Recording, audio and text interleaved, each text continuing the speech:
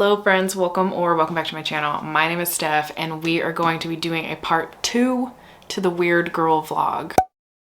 Things to me that scream weird girl fiction or horror are things like Bloom by Delilah S. Dawson, Bunny by Mona Awad, Patricia Wants to Cuddle, Natural Beauty, Chlorine, and almost all of those books that I just named are like 5-star, live in my head rent free. I will never forget about my experience reading those books and I always am seeking that experience. I also thought this would be the perfect time to start this vlog because in a week the new Ling Ling Huang book comes out, the author of Natural Beauty, and I am so excited. I feel like that book could heal me. I feel like it could heal me. I'm really looking forward to the mind fuckery that book is probably gonna be. And why not read a few other weird girl fictions leading up to the release of that book? I feel like that would be a really fun time. Also, funny enough, when I was filming part 1 of the weird girl fiction vlog, I was also getting ready to go home to visit my family. And I'm doing that again. I feel like there's a theme here in my mood and the way that makes me feel. Let's get into the TBR. The first one being Organ Meats. I actually do not remember what this book is about. I have just been told by a handful of people that this is a Stephanie book, that I would really like this one. My assumption and what my memory is telling me is that there's a group of girls that start to believe that they're dogs. Okay. I'm down. I also want to get to Annie Bot because this is AI. So this is about AI and how Annie is supposed to be the perfect girlfriend. And I have a very weird time with AI stories in general. Like, artificial intelligence is not my favorite thing to read about nor watch, but I did watch the movie She, or is it Her? I don't remember. The one that's about the guy who falls in love with like his little AI person, you know, with Joaquin Phoenix, this one. And that movie, literally, I come back to it all the time. I think about it randomly, at random. And so when I found out about this book and like the premise of it, at first, I was like, I don't know if I'll pick this one up. Then the more I thought about it, it was reminding me of that movie. And that movie, again, lives rent-free in my head, whether I want it to or not. So I figured that I would get to this one and see how I liked it. I've actually been seeing really great reviews of it. Also, Ling Ling Wang blurbed this and she said, haunting. I fell in love with Annie Bot, one of the realest women I have ever encountered. Okay. And then lastly, I want to read Sky Daddy because every time I see it, it makes me laugh. Every time I see other people read it, I'm like, yes, I'm gonna love this. So I had to throw this one in here. I know this is kind of like sentient romance, so it actually kind of fits the vibe of Annie Bot. But yeah, I think Sky Daddy, I think I'm gonna love it. I think I'm really gonna love it and I'm very excited to read it. And then obviously we're going to read Immaculate Conception. I don't know how long this video is going to take me because like I said, I am going home on Friday. I leave in 4 days and then I will be home for like 4.5 days because my niece's quinceañera is happening. And then I'm meeting my nephew for the first time. So I will be on aunt duty for 4.5 days until I fly home. So I don't know how much reading I'm gonna get in, but I do have my own hotel room, which I don't normally do, but I'm just, it's gonna work out the best. So because of that, I do feel like I might have some reading time at night. Maybe, potentially.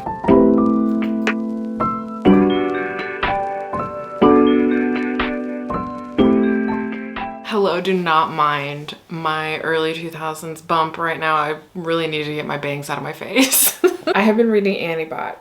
I've been reading Annie Bot today and I'm thoroughly hooked. I'm thoroughly hooked. I read 130 pages in like an hour. I'm in it. This is very much making me feel weird. I like it. I'm hooked. I want to keep reading. I want to know how this is going to end, but it is making me feel so weird. It's interesting because Annie is supposed to be the perfect girlfriend. She's supposed to be the perfect girlfriend for her human owner, Doug, and she has all of the preferences set to the things that he likes. One thing that I think is really funny is one of her flaws is she's not super cleanly or not as cleanly as Doug would like her to be. So they kind of have some tension about that, or he really has some tension about it, and she's just concerned because her whole purpose is to please him. And so she can kind of tell when she's not pleasing him. She kind of has this like barometer of when he's getting upset and knows ways in which to soothe him, I guess. But like ultimately her purpose is to please him, and this means that there are a lot of scenes where they're having sex or like that's what it's leading up to. And it's really interesting how he treats her. It's also really fascinating to see their relationship because obviously there's a lack of autonomy there, but Doug as a character goes through these progressions of like feeling embarrassed by the fact that he has resorted to this AI girlfriend basically, but at the same time he's so like controlling and obsessive about her. And you really start to see this push and pull with Doug when one of his friends comes over and meets her for the first time. And this is the first time that somebody is seeing that Doug has chosen this lifestyle. And it's not something that's necessarily or seemingly taboo in this world, but we're in such a like insular setting. It's really only in Doug's house and wherever Annie goes that I can't tell you if it's like super taboo in this world, but it doesn't fully seem taboo. Although Doug, like, again, has this push and pull. I swear to God, that man can get wrecked. I hate him. I hate him. It's also just like one of those things, right, where it's exploring women's bodies and societal expectations of women's bodies, but those societal expectations from a patriarchal lens. It's discussing autonomy, women's autonomy specifically, and, you know, like cis relationships and what they are supposed to look like. The fact that Annie's whole purpose is to please the man in the relationship, yet she's growing more intelligent by the day. And this is changing things within her. And it's also making her question things that she shouldn't be questioning, right? And I do find it fascinating that the story is about a woman that was created to be perfect and still can't live up to a man's expectations. The fact that there's always something more that Doug wants and needs, like for her to look like, or her libido, things like that. It's a fascinating study on women and patriarchal societies and like societal beliefs about how women are supposed to behave and be seen and like to please men. So it is really uncomfortable. It's very uncomfortable the way that not only Doug views Annie, but like other characters that kind of come into the story, how they view Annie and treat her as well. We haven't really seen Annie interact with a lot of women. There was one woman that she interacted with, and that also made me very uncomfortable. But it's also this weird thing, right? That she's AI. So I don't know, there's so much being said here. And while I'm appreciating the commentary, I do feel that it's a little bit surface level, but again, it's still making me feel uncomfortable. I think that it's getting the points across that it wants to get across. It is, again, just a little bit surface level. So I'm interested to see, because I only have 100 pages left, I'm interested to see what those 100 pages have to say and where we go from there with commentary and obviously the story, because I want to know how it ends.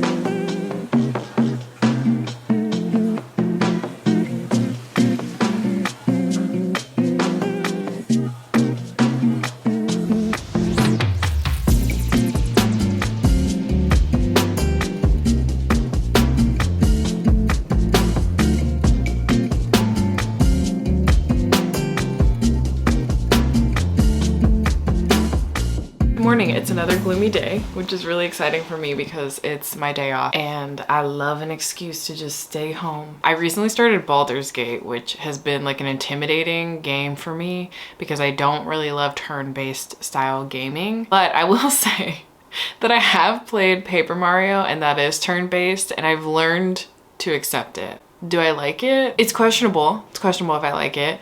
But yeah, I started Baldur's Gate. I spent like 2.5 hours on my character creation, which I think is pretty common. And I barely really started anything in the game, but I did choose, I think it's Explorer mode, so that I would get more storyline than action-based stuff, like actually fighting people. A lot of people told me to do that starting out, especially because I've never played D&D, and I have absolutely no interest in playing D&D because it's such a time suck. But now I'm gonna play this game, which is a time suck, but it's a different kind of time suck that I want to suck my time. Anyway, that's what I've been up to. And I also finished Annie Bot last night. I finished this before bed. So the last part of this book really, I don't want to say lost me, but was fatiguing. I think there was so much repetitiveness that for it only being 230 pages, it felt like it went on for a very long time. I got a little bit lost in the fact that things felt very repetitive between her and Doug. It was actually really uncomfortable being around Doug and like hearing the way he responds to Annie, hearing the way that he treats her, his like moods going back and forth. And I think that's the point, right? Is that like he bought Annie to be this perfect girlfriend, but he also in theory tried to give her autonomy, and then that made him mad. I do wish it went in a little bit of a different direction, although it did come back around and I liked the very end of this. I would have liked it more if different things had happened, but I appreciated this ending and I thought it was really like realistic to what was going on in this book. Overall, what I expected to happen when I was talking about this book yesterday, where I felt like things might stay very surface level, did indeed stay fairly surface level. And I don't know if we could have ever gotten deeper than that based on like characters and who we're spending time with and like what this story ultimately is. But yeah, if you're looking for like a deep dive into these topics, this is not really that book. I also think this book could make you feel very uncomfortable because there are a lot of sex scenes in it. Like it's very sexual in nature. And that's specifically because Annie is called the Cuddle Bunny. So she was meant to be a girlfriend for Doug. So yeah, there's a lot of sex in here. It made me feel very uncomfortable. I think that's kind of the point of this book as well, is how uncomfortable you are supposed to feel about this situation and being in her head during these situations, because while the purpose of her being a cuddle bunny means that she is consenting throughout every interaction that they have, it doesn't always feel that way. So it also is extremely uncomfortable, and there's an argument there about consent with AI generally. So that's an interesting topic that again seems very surface level in this book, but I also don't know how we would have gone deeper into these topics with the way that this narrative is framed. So I don't know if it's fair for me to say that like everything is super surface level, because the way this narrative is framed, I don't know if it was ever meant to be a deep exploration of autonomy and womanhood and AI and patriarchal societies. So yeah, overall, I liked this. Made me feel so many feelings, made me feel super uncomfortable, which again is totally the point. I got the ick the entire time, and not all men, but somehow always men. So yeah, I finished that last night, and then this morning I started Sky Daddy, and I think I'm like 10 to 15% into Sky Daddy. Let me double check. I lied. I am 26% into Sky Daddy. Sky Daddy is a book that I'm reading. I knew going into this one that it was going to be a silly goofy time. I am curious if there's going to be like a larger message or if it's just going to be like a silly goofy time the entire time. But we're following a main character named Linda, and Linda has an obsession with planes. When she was younger, she had an experience on a flight that kind of changed her life. And every time she takes a plane ride, which she saves up all of her money to do any chance she gets over the weekends, she takes flights, doesn't visit the cities that she flies to. She literally just stays within the airport, and she basically views these flights as like dates with these planes. And she ultimately believes that if one of the plane chooses her, that she will go down in a plane crash with the plane, and that will be her purpose. So when we meet her, she is actually on the hunt to date a pilot, and she wants to use the pilot as her means of getting closer to a plane to ultimately like be with the plane that she's meant to be with. It's funny, I don't know where this is going. It could potentially just end in her getting chosen by a plane. But she is also a very awkward person, and so she's like trying to make connections with different people. She ultimately doesn't know what to talk to people about unless it's about planes. And she also just is very awkward, and whenever she makes someone laugh or someone kind of perceives her as being funny or endearing, she's like, oh, this is on accident. I did not mean for you to laugh. She actually, at the beginning of the book, is sort of making this friendship connection with one of her coworkers, and they go to like a vision board party, and her entire vision board is about pilots and planes. And she's watching the other women present their vision boards and like what they've all planned out for their year. And so she goes up there and she's like, I want to date a pilot. I want to date a man with ambition. And they kind of convince her to get on a dating app, which is when she sort of is reconciling with the fact that she's very awkward and doesn't know how to have a human interaction. And she actually lives in the back house of this family's home. And so she goes into the house to try to have like some interaction with them. And the couple that rent to her are so concerned that they send their son over there, and they're like, can you talk to her? Because it would be better off if we don't see her. It is literally such a silly, goofy time. I think that's what I need though after Andie bought, because this really made me feel like so many uncomfortable emotions, especially regarding men. I look like I'm in an asylum. I also realized that you're gonna be able to hear my dishwasher in the background, but this isn't gonna be like the longest update. I finished Sky Daddy. I finished Sky Daddy like 20 minutes ago.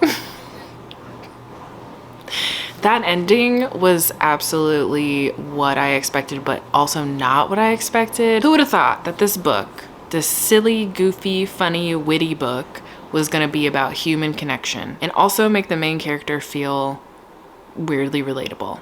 Who would have thought that that's what was gonna happen? Because it wasn't me. It really wasn't me.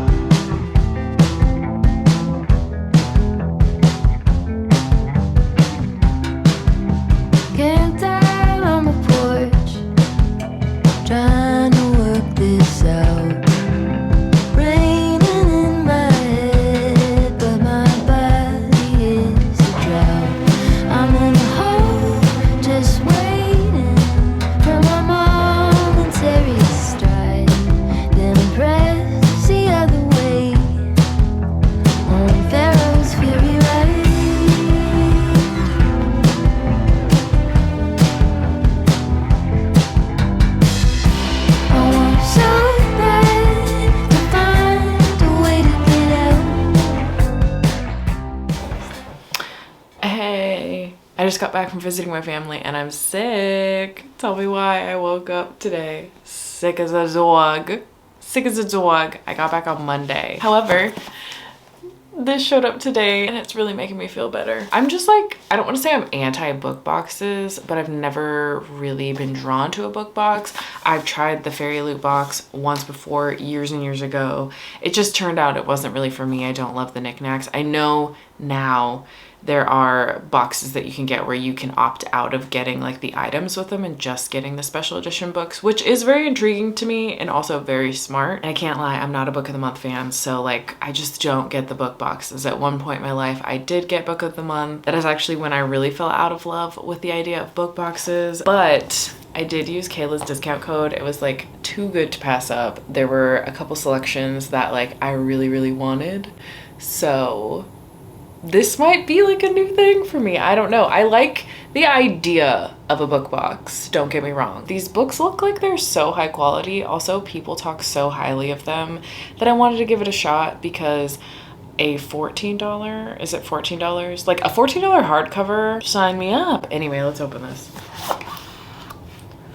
Oh, these bookmarks are so cute. I love it. I love this little bookmark. Dog ears out, aardvark ears in.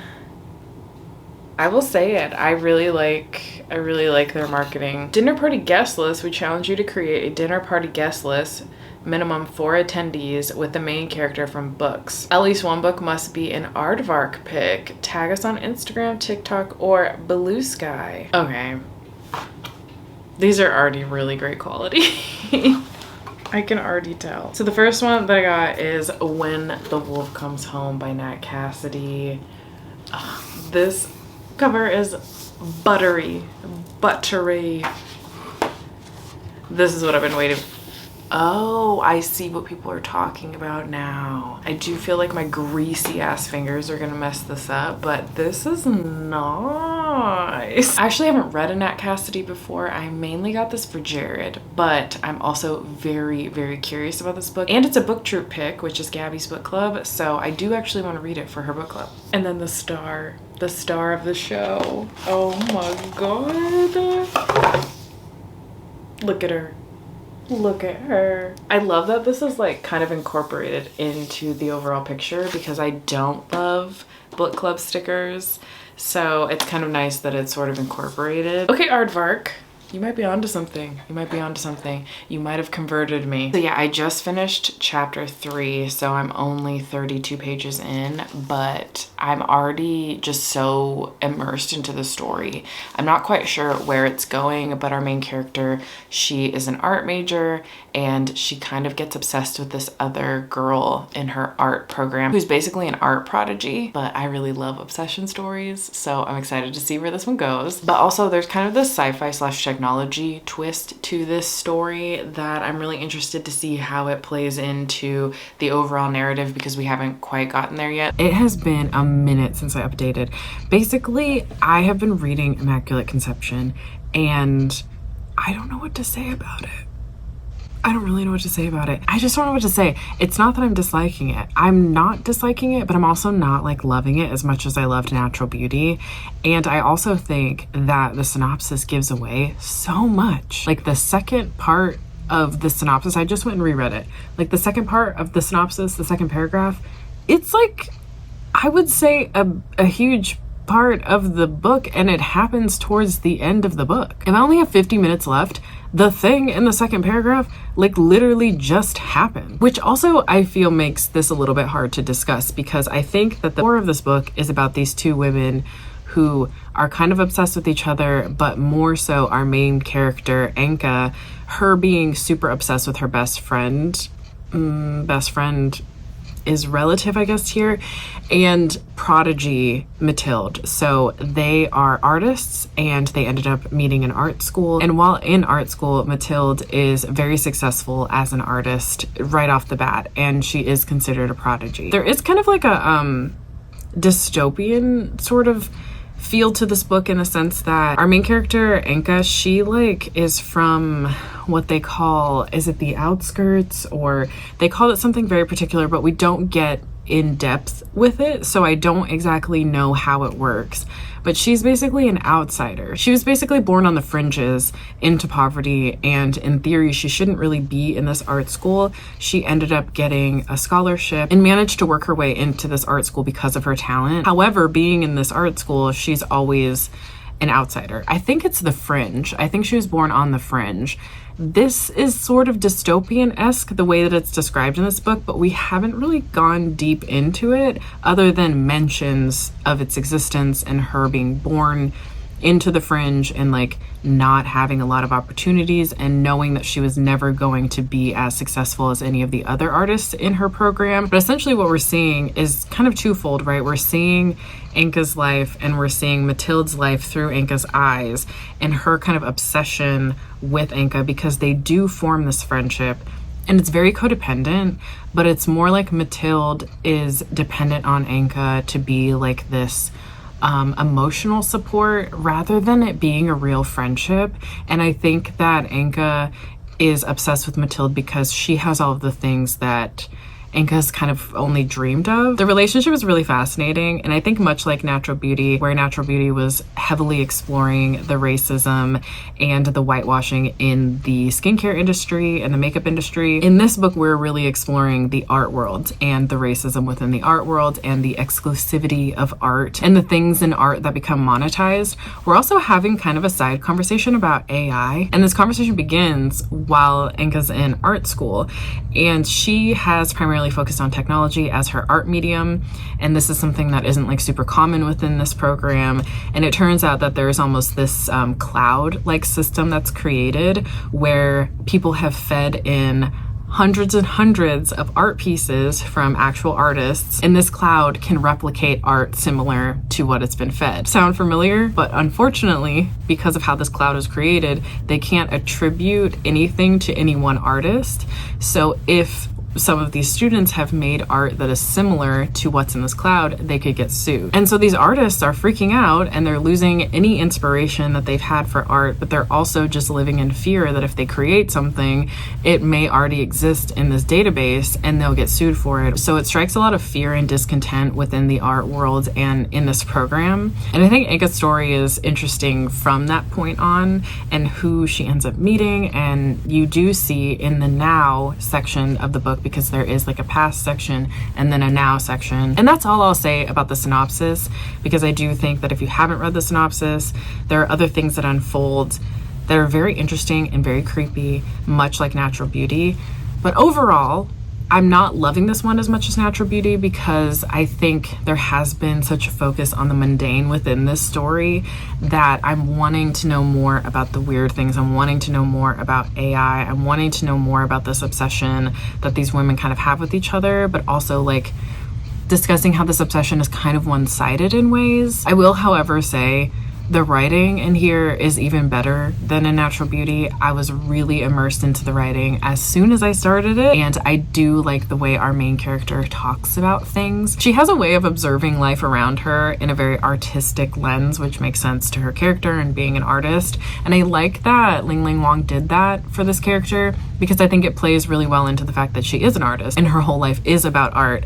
And so I feel like the writing is different in this book than in Natural Beauty, and that's just simply because of the character that we're spending time with. I really love when an author can do that, like switch up their writing based on what's needed for the story. I guess I'm just kind of struggling with the pace of this one, but I'm trying to think back to my time with Natural Beauty and like how the pacing was for that, and I just feel that there was something sinister in the background within Natural Beauty that was always there and always kept me on edge, whereas this one feels a little more literary with a little bit of this dystopian sci-fi element that's just kind of like floating in the background that you're trying to figure out, but it's not really being explained, but that's not the point of the book. I'm having a time, but I'm not like obsessed with it at this point. Again, I have 15 minutes left, and a lot of these books really get me in the last quarter of the book, so I'm hoping that that's what happens with this one, but I don't know. I don't really know. I finally finished Immaculate Conception.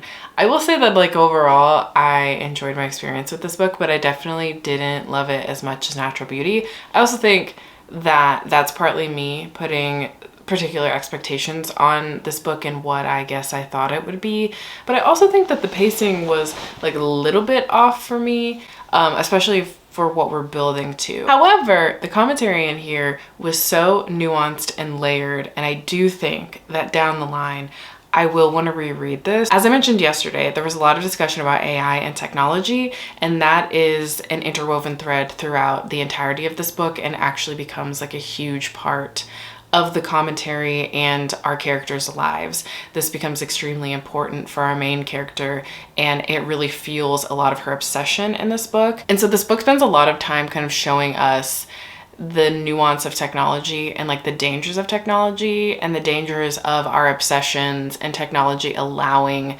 us to access people in ways that we've never been able to access people before. Because much like what we're experiencing today, current day 2025, these characters are in a not so distant future where technology is advancing in a way that's kind of scary, and this is all new terrain. So the ethics behind things, the way in which people interact with it, the actual dangers behind it, it's so unknown. And the overall commentary about creativity and where creativity comes from and will it be stifled in the future with all of these technological advances, and how our main character Anka just doesn't feel like she was born with the type of creativity that other artists are born with. So yeah, while I wasn't obsessed with this one, I did really love the commentary, and I do think that the last quarter rounded out the story for me in a more meaningful way.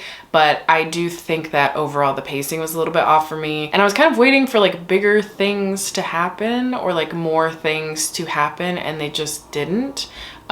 So this turned out to be a story that was like vastly different than I expected. But again, I think that's my fault, not the book's fault. But now I'm diving into Organ Meats. I have started this. I don't know how far I am, to be honest, because the chapters are like actual sentences. Some of them are even longer than this, so I don't remember where I'm at, but I want to say I'm like 50 pages into the book, give or take. And I don't exactly know the nuance of what's going on here, but we have two girls who are best friends, and they witness these stray dogs kind of living their lives near them at this like convenience store that's near where they live, and they start to connect with these dogs in a mysterious way and want to also be dogs and have dog-like behavior. But I think that based on what I've heard about this book, this connects back to their ancestors and like other women within their families. I'm curious to see like where this goes in terms of the friendship aspect of it, because I know it's gonna be weird. I think the writing is really visceral. It does make me feel a little weird and a little on edge, not in like a horror way, but it's just so visceral and descriptive, and it just makes me feel a lot of feelings, which I do love reading weird girl fiction or just weird fiction in general because of that feeling. But I am vibing. I am vibing with it. Do I know exactly what's happening? No, but I'm vibing.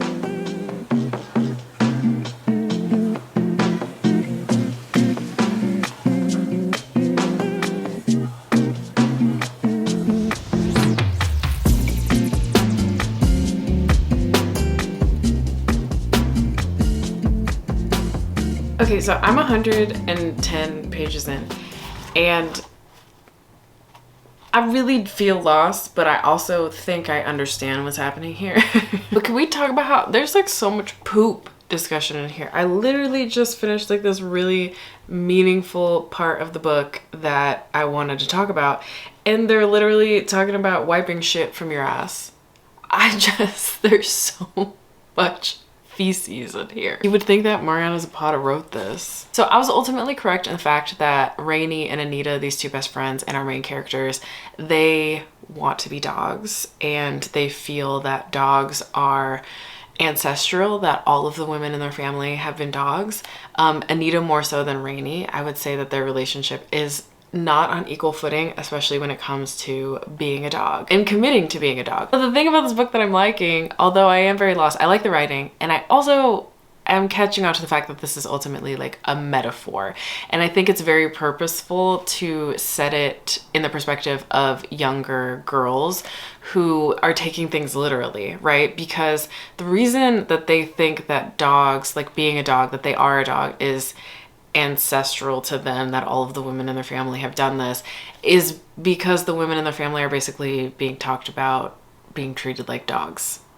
And so they take it very literally. And I actually want to read a part of this book that like really ties into the fact that this is a metaphor, but also like a reality for these girls and what they feel their life purpose is. For generations, ever since the first time they looked into rain puddles and saw dogs lapping the underside of the water, they were taught that sons are born and daughters are bred. Sons are alive and daughters are given life conditionally. Before their own daughters are born, they are told, if you have a daughter, don't worry, that's a good thing. Despite what most people say, at least you'll have someone to take care of you when you're old. They're not totally worthless. Being bred means you are expected to serve a purpose, a specific usage, even before you are named or held or happened. You display certain desirable traits, are funneled into a particular future. You have been summoned to feed others before you are fed. Remember, you were bred to prioritize others' lives. In contemporary language, you are an insurance policy. On the other hand, a son is a possibility. Who and what will he be? Those questions are not asked of the woman born from dogs, nor of their daughters born from women born from dogs. Those daughters grow up sympathetic to mutts, undefinable dogs that are unique and yet look like every other stray. Ordinary dogs with ordinary wants, except that each is irreplaceable. Each contains eligible blood, an unknowable lineage, a red thread so knotted and tangled it's impossible to unspool it from their bodies without severing it into several places. So like, very obviously there's this message of like women's responsibilities in society and how women are bred into this womanhood that is about serving people. And for women, it's not about what you'll become or what your future holds for you or the possibility of creating a life that goes beyond serving. It's how useful are you to society? Ultimately, like, this book is about a metaphor about womanhood and coming into womanhood, right? But it's also about this friendship and the fact that they're taking things very literally. And I think that Rainey and Anita are an interesting friend dynamic in general because it's a bit unbalanced. Rainey is a little less committed to being a dog-headed woman. She actually at points talks about wanting this to not be her reality and that she feels sort of stuck because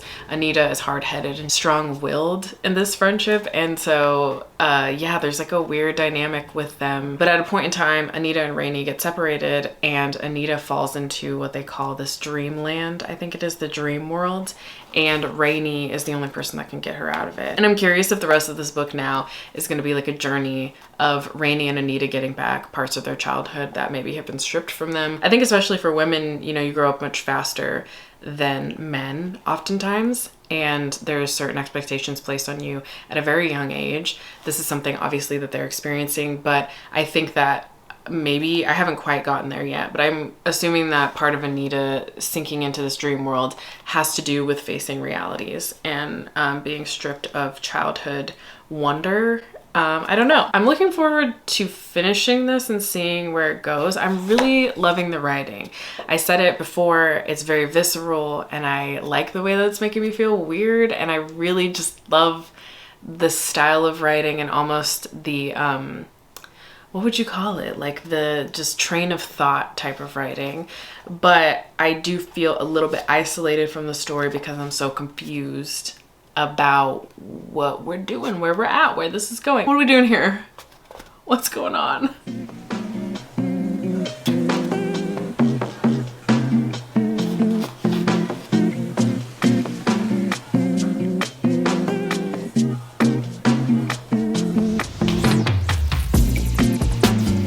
Dude, I don't know what the fuck I just read. But I liked it. I liked it. It's so well written. Like, I love the writing. I actually like read a review while I was halfway through this, not a spoilery one. I was just curious to see what the star rating of this is. One of the reviews talked about the writing being very poetic, and I agree. It was so poetic. It was so visceral. It was so beautifully written. But what the fuck happened? I don't know. Ultimately, what I got out of this, friendship. Friendship is forever. No, I mean, I think this does a couple things. It definitely ties back into their childhood and the things that bound them together, along with the red string. I don't know if I actually mentioned the red string when I was discussing this book, but when they decide to be dogs, they wear a red string on their neck to represent a collar.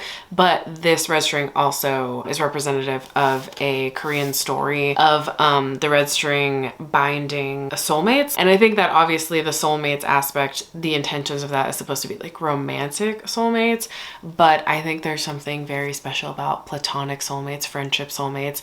And I'm wondering if that's what the red string was supposed to represent for these two, is the fact that they were friendship soulmates, and that's what bound them through all of these years, even though they didn't speak for 10 years. When Anita goes into the dream world, Rainey doesn't find out about it until like 10 years later because Rainey moves away with her family, and so they're not really speaking, but something ties them together. And so I think that genuinely that's what this is about, is friendship soulmates and like womanhood and girlhood and growing up and the changes that we experience. But I couldn't tell you what else happens in this book. I don't know. I continue to feel isolated from the story because I didn't quite know what was happening. But at the same time, I was still vibing. I was still just vibing my way through it. I do think that at some point I want to come back to this and reread it. And it's making me want to read, is it Bestiary? Is their other book? Yeah. They have this other book, Bestiary, that I did try to read a few years ago. And this was before I was really into weird fiction, specifically weird girl fiction. And I call it that. I know that's what a lot of people call it. And I jokingly call it weird girl fiction. But I do think that weird fiction written by women is a very special experience because it does talk about the visceral realities of being a woman, but it's also talking about identities and the different identities that women carry and the way that women are and are not allowed to express themselves. I'm so excited that it's becoming almost a subgenre in and of itself because I'm seeing so much more of this type of literature being published these days. But the one thing that I do love about weird fiction is that it makes me feel uncomfortable, and sometimes it makes me think outside the box. Like even this book, the writing and the visceralness of it made me feel extremely uncomfortable.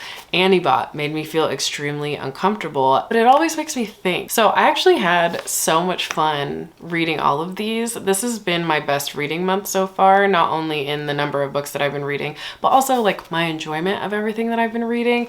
And I've also been squeezing in other reads that like I haven't been vlogging, which has been really nice for my mental health, to be completely honest with you. I would love to know some more weird fiction that you would want me to read down below. I have a few more on my TBR that I own that I definitely want to get to, but I'd love to know more weird fiction that maybe I'm missing out on that you think that I would really love, ones that you've loved that you would love to see me vlog, because I'm definitely down to do a part 3, a part 4, part 5. But also, if you made it this far and you have nothing to say, please feel free to leave a dog emoji down below.